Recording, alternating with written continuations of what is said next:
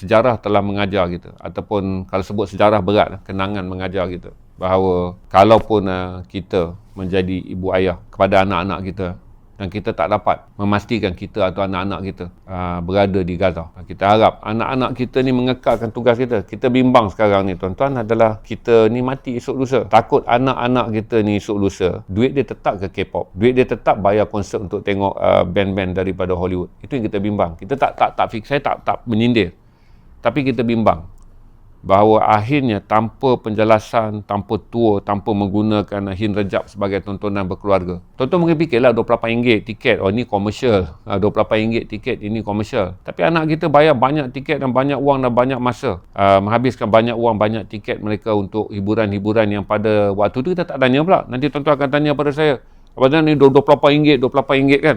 Sebenarnya anak kita belanja juga ringgit-ringgit dia macam-macam untuk PlayStation, upgrade dia punya FIFA football, upgrade macam-macam lah daripada Sony PlayStation dia. Tapi bila sampai nak tentang adanya Hin Rejab, terfikirlah berapa untung orang tu, berapa untung orang ni. Untuk penjelasan tuan-tuan, pemilik filem ni, sebahagian daripada copyright dibayar kepada keluarga Hin Rejab. Ini adalah perjanjian yang mana dia bukanlah sebuah filem yang mengikis duit orang awam untuk menjadikan mana-mana produser kaya.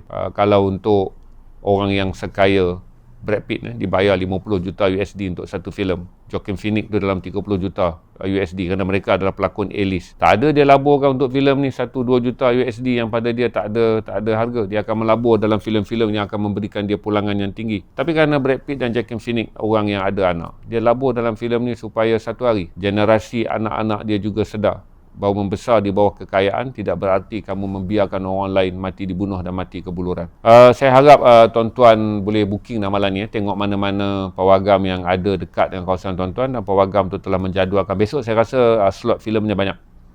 Tuan-tuan book